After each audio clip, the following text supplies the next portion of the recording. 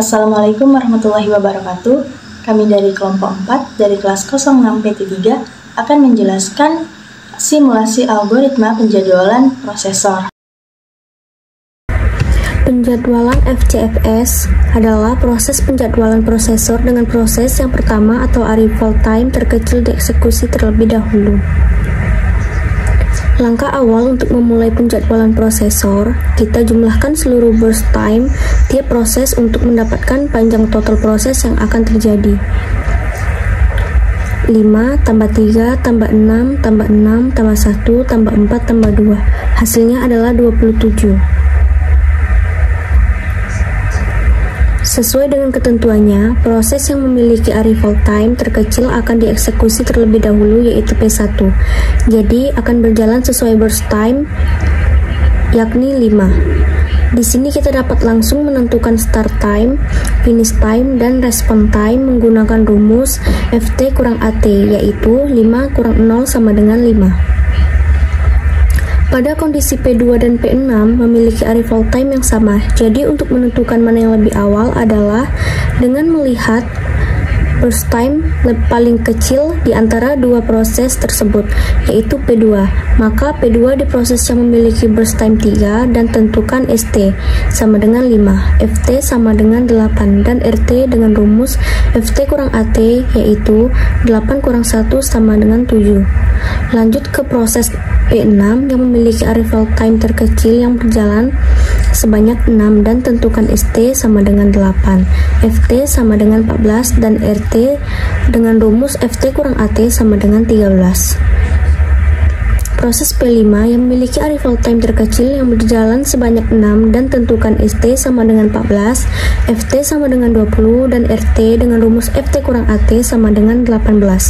Lanjut proses P4 yang memiliki arrival time terkecil yang berjalan sebanyak 1 dan tentukan ST sama dengan 20, FT sama dengan 21, dan RT dengan rumus FT kurang AT sama dengan 18.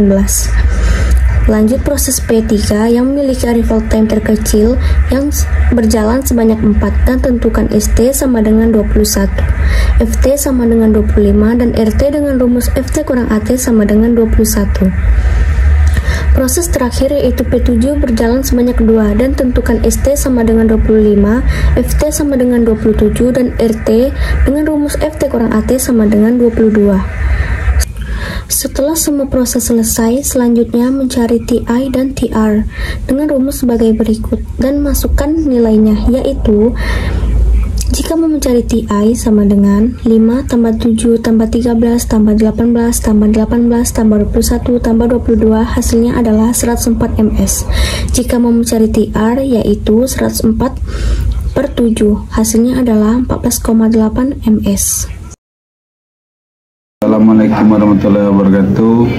Saya Ahmad Al-Farezi, NIM 2020-2101-99 dari kelompok 4, ingin menjelaskan tentang algoritma penjadwalan prosesor PSJF.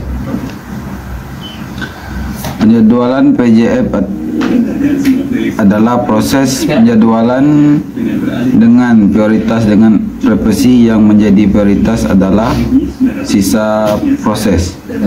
Jadi jika burst time proses selanjutnya lebih kecil, maka proses yang akan dieksekusi akan digeser. Langkah awal untuk memulai penjadwalan prosesor, kita jumlahkan seluruh burst time-nya tiap proses untuk mendapatkan panjang total proses yang akan terjadi. 5 ditambah 3 ditambah 6 ditambah lagi dengan 6 ditambah 1 ditambah 4 ditambah 2 sama dengan 27. Pada proses pertama yaitu P1 yang akan dibandingkan burst time-nya dengan proses selanjutnya yaitu P2. Burst time yang lebih kecil akan diprioritaskan, yakni P2. Jadi awal proses di P2 pada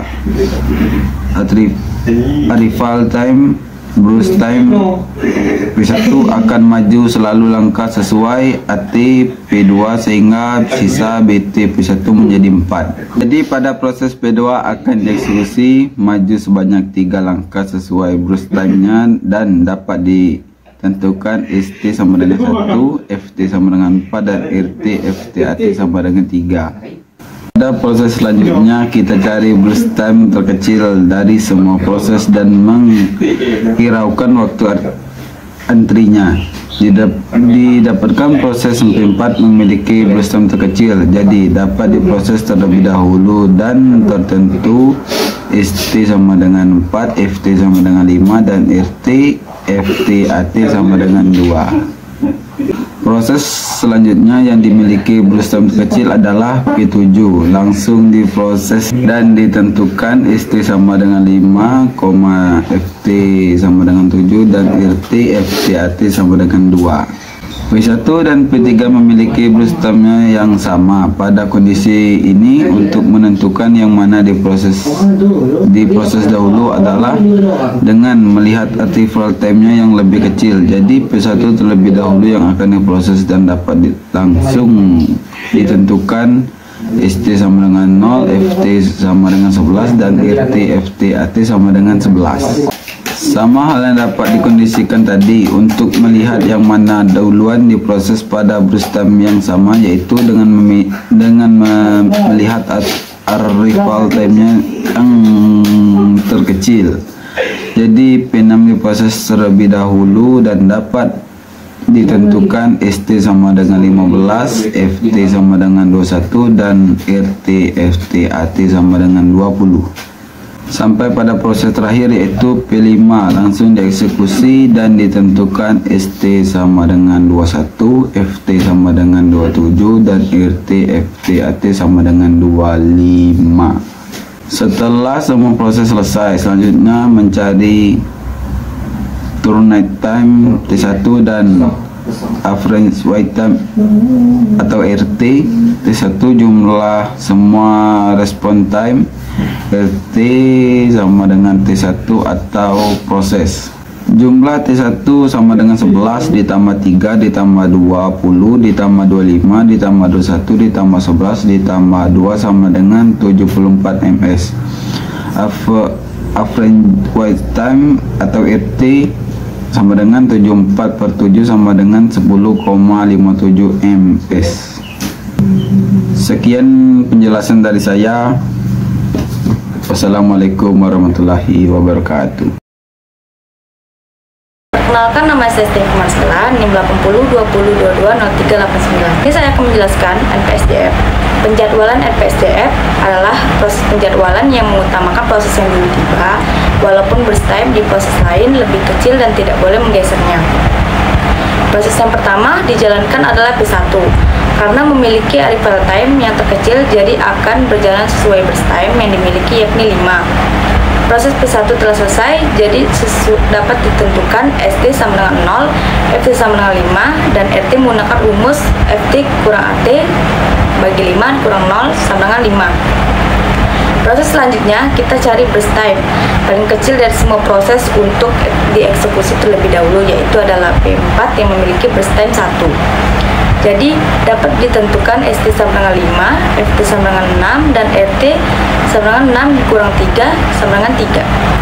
Burst time terkecil selanjutnya adalah P7 yang memiliki burst time 2 dan dapat ditentukan ST sama dengan 6, FT sama dengan 8, dan RT sama dengan 3.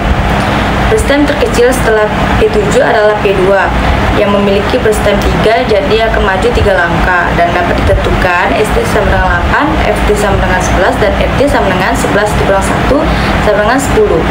Selanjutnya, sisa proses yang memiliki burst time terkecil adalah P3 sebanyak 4 dan akan maju sebanyak 4 langkah dan memiliki ST sama dengan 11, FT sama dengan 15, dan RT sama dengan 15 kurang 4 sama dengan 11. Pada kondisi P5 dan P6 yang memiliki burst time yang sama besar, kita dapat menentukannya yang mana duluan yang diproses dengan melihat arrival time yang terkecil, jadi P6 akan dieksekusi terlebih dahulu sebanyak 6. Dapat ditentukan ST sama dengan 15, FT sama dengan 21, dan RT 21 kurang 1 sama dengan 20. Dan proses terakhir di P5 yang memiliki burst time 6, jadi maju sebanyak 6 langkah dan proses selesai. Setelah semua proses selesai, selanjutnya mencari turnaround time atau TI dan average waiting time atau TR. TI yaitu jumlah semua respon time, TR sama dengan TI dibagi jumlah proses. yaitu TI sama dengan 5 ditambah 10 ditambah 20 ditambah 25 ditambah 3 ditambah 11 ditambah 3 sama dengan 77. TR sama dengan 7 dibagi 7 yaitu 11. Assalamualaikum warahmatullahi wabarakatuh. Saya Dwi Erna Septi Utami, NIM 802022121 akan menjelaskan algoritma penjadwalan prosesor HPRN. Penjadwalan HPRN adalah proses penjadwalan yang tetap mendahulukan proses yang tiba lebih awal, tapi selanjutnya mempertimbangkan rasio penalti yang ditentukan berdasarkan lama waktu antrinya.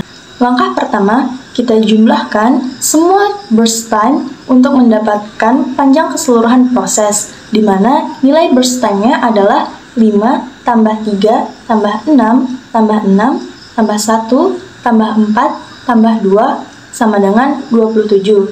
Sehingga proses ini memiliki panjang 27 proses. Proses yang dieksekusi terlebih dahulu adalah P1 karena memiliki nilai arrival time terkecil di antrian. Jadi, P1 maju sebanyak 5 langkah sesuai dengan nilai burst time-nya. Sehingga dapat ditentukan nilai ST pada P1 adalah 0, FT-nya 5, dan RT 5. Setelah antrian pertama diproses, lanjut ke proses antrian selanjutnya. Di mana caranya dengan mempertimbangkan rasio penalti terbesar dari keseluruhan proses, dan rumus mencari rasio penalti adalah sebagai berikut. Pertama, kita cari waktu sia-sia atau S dengan cara finish time atau FT dikurang dengan arrival time atau AT, di mana finish time diambil dari proses yang telah selesai sebelumnya, yaitu P1. Kemudian, kita cari rasio penaltinya dengan rumus S atau waktu sia-sia ditambah burst time dibagi dengan burst time. Sehingga dapat ditentukan waktu sia-sia proses P2 adalah 5 dikurang 1 sama dengan 4, sehingga rasio penaltinya adalah 2,3.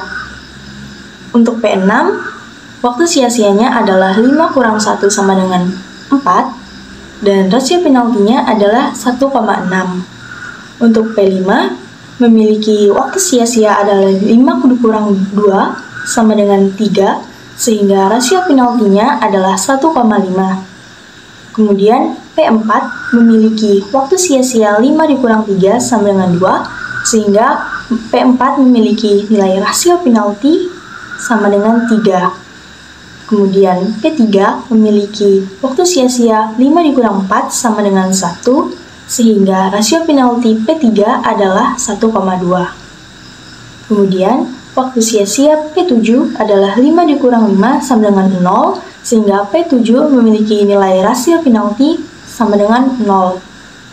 Di sini kita dapat menyimpulkan yang memiliki rasio penalti terbesar adalah P4, sehingga P4 diproses terlebih dahulu, di mana P4 memiliki rasio penalti 3. P4 akan maju sebanyak 1 langkah sesuai dengan nilai burst time-nya, dan langsung ditentukan ST dari P4 adalah 5, FT-nya 6, dan RT dari P4 adalah 3. Lakukan cara yang sama untuk mengetahui proses yang mana yang akan diproses terlebih dahulu dengan mencari rasio penalti terbesar dari sisa proses yang ada, di mana finish time yang dipakai kali ini adalah proses yang telah selesai sebelumnya, yaitu P4. Hingga didapat waktu sia-sia P2 adalah 6 kurang 1 sama dengan 5, dan rasio penaltinya adalah 2,6. Kemudian, waktu sia-sia P6 adalah 6 kurang 1 sama dengan 5, dan rasio penaltinya adalah 1,8. Selanjutnya, waktu sia-sia P5 adalah 6 dikurang 2 sama dengan 4, dan rasio penaltinya adalah 1,6. Selanjutnya, waktu sia-sia P3 adalah 6 dikurang 4 sama dengan 2, dan rasio penaltinya adalah 1,5. Selanjutnya, waktu sia-sia dari P7 adalah 6 dikurang 5 sama dengan 1, sehingga rasio penalti P7 adalah 1,5. Sehingga dapat disimpulkan, proses yang memiliki rasio penalti terbesar adalah P2, di mana P2 memiliki rasio penalti 2,6, sehingga P2 langsung diproses sesuai dengan burst time-nya yaitu 3.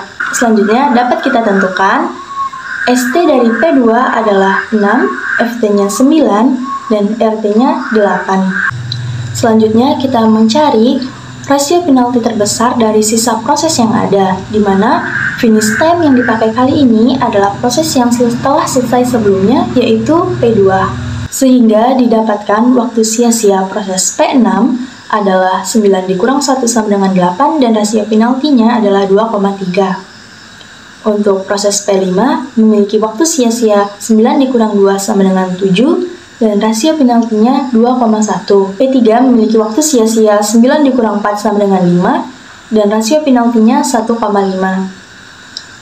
Terakhir, P7 memiliki waktu sia-sia 9 dikurang 5 sama dengan 4 dan rasio penaltinya 3. Sehingga dapat disimpulkan proses selanjutnya adalah P7 karena P7 memiliki rasio penalti paling tinggi yaitu 3. P7 dapat dieksekusi prosesnya yang berjalan sebanyak 2, sehingga dapat ditentukan ST dari P7 adalah 9, FT 11, dan RT-nya 6. Selanjutnya kita mencari rasio penalti terbesar dari proses, di mana finish time yang dipakai kali ini adalah proses yang telah selesai sebelumnya, yaitu P7. Sehingga didapatkan waktu sia-sia P6 adalah 11 kurang 1 sama dengan 10 dan rasio penaltinya adalah 2,6. Kemudian waktu sia-sia P5 adalah 11 kurang 2 sama dengan 9 dan rasio penaltinya 2,5. Terakhir, waktu sia-sia P3 adalah 11 kurang 4 sama dengan 7 dan rasio penaltinya adalah 2,75. Sehingga dapat disimpulkan pada tahap ini P3 memiliki rasio penalti paling tinggi yaitu 2,75 sehingga P3 dapat dieksekusi prosesnya dan ditentukan ST dari P3 adalah 11, FT-nya 15, dan RT sama dengan 11. Selanjutnya mencari rasio penalti terbesar dari sisa proses yang ada, di mana finish time yang dipakai kali ini adalah proses yang telah selesai sebelumnya yaitu P3. Sehingga didapat waktu sia-sia P6 adalah 15 kurang 1 sama dengan 14 dan rasio penaltinya 3,3 dan waktu sia-sia P5 adalah 15 dikurang 2 sama dengan 13 sehingga rasio penalti P5 adalah 3,16. Di antara dua proses yang tersisa, P6 memiliki rasio penalti paling tinggi. Jadi P6 dieksekusi terlebih dahulu sehingga dapat ditentukan ST dari P6 adalah 15, FT-nya 21, dan RT sama dengan 20. Karena P5 satu-satunya proses yang tersisa, jadi dapat langsung dieksekusi setelah P6. Dan dapat ditentukan ST dari P5 adalah 21, FT-nya 27, dan RT 25. Setelah semua proses selesai, selanjutnya mencari turnaround time atau TI, dan average waiting time atau TR, di mana TI merupakan jumlah semua respon time dan TR merupakan jumlah TI dibagi dengan banyaknya proses.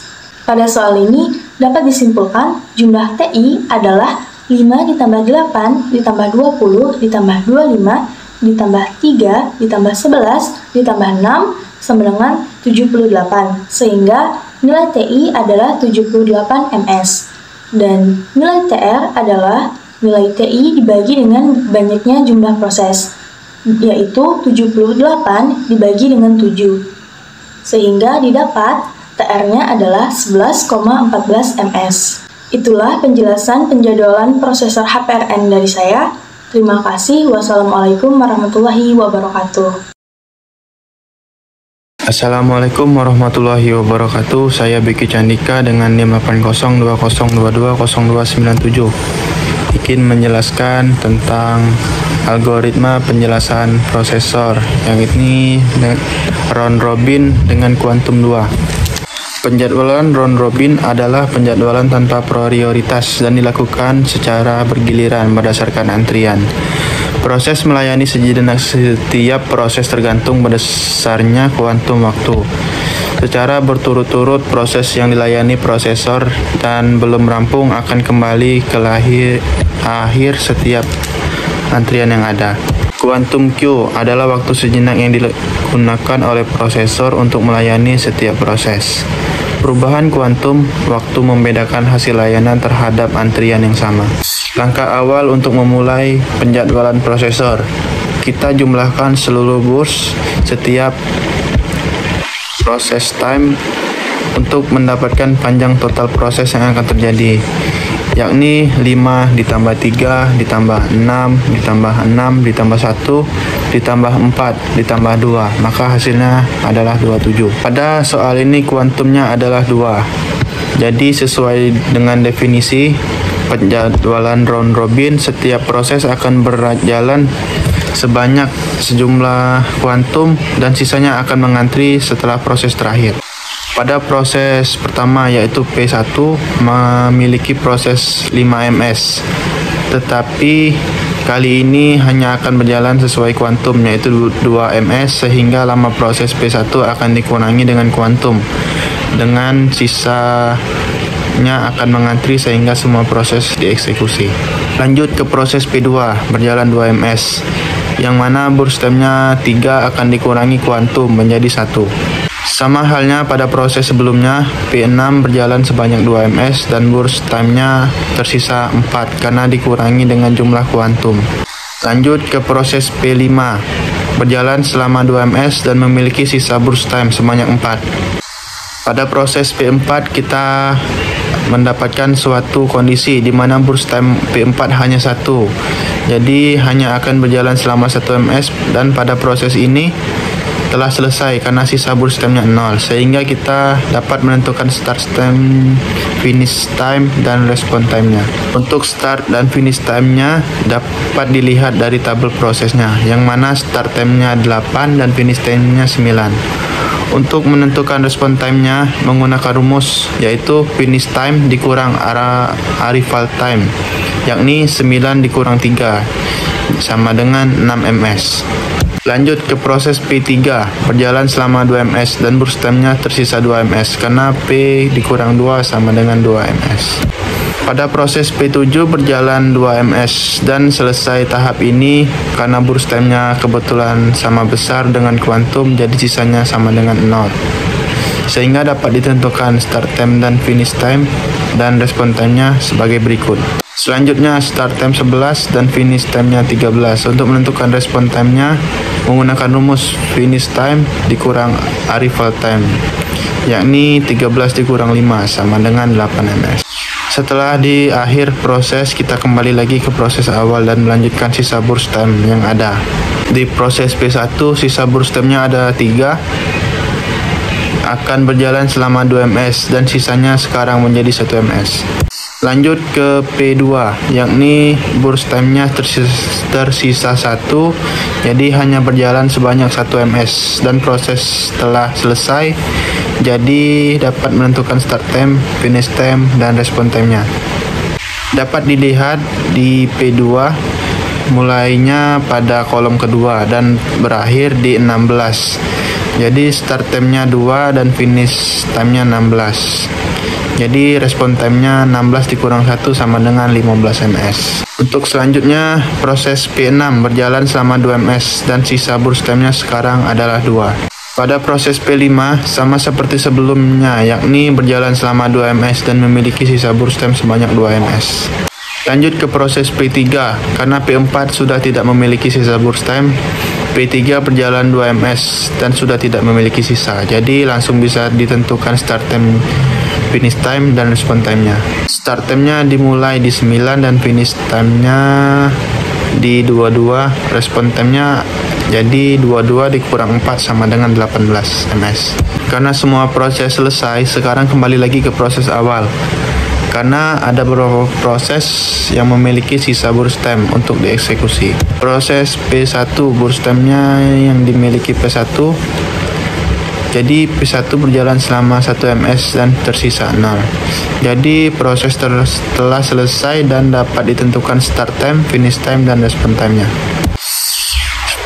Start time-nya dimulai pada 0 dan finishnya pada 23. Untuk response time tetap menggunakan rumus finish time dikurang arrival time. Jadi 23 dikurang 0 sama dengan 23 ms.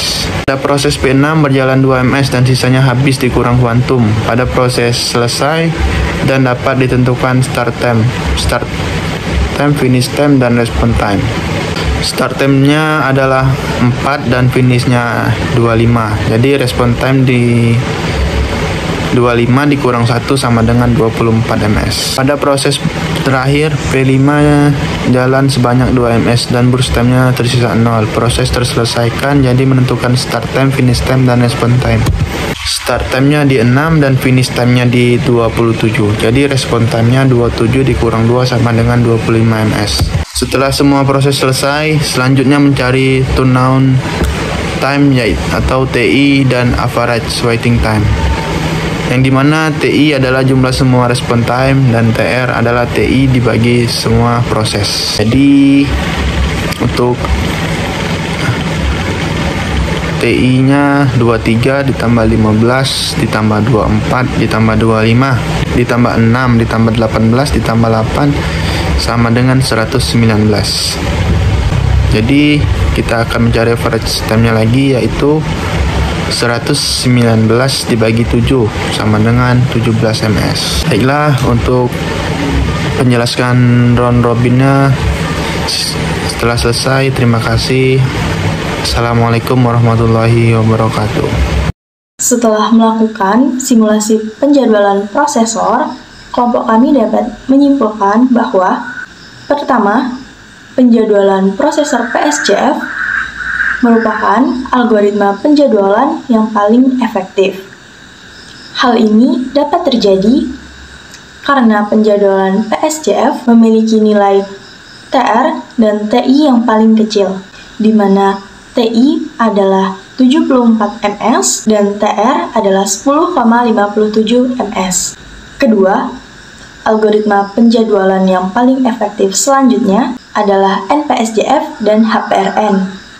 Karena kedua proses tersebut memiliki nilai TR dan TI yang tidak jauh berbeda dari PSJF, di mana NPSJF memiliki nilai TR 11 ms dan HPRN memiliki nilai TR 11,14 ms. Yang ketiga, penjadwalan prosesor yang kurang efektif adalah FCFS dan HPRN, di mana FCFS memiliki nilai TR 14,85 ms dan RR memiliki nilai TR 17 ms. Itulah hasil simulasi penjadwalan prosesor dari kelompok kami. Terima kasih. Wassalamualaikum warahmatullahi wabarakatuh.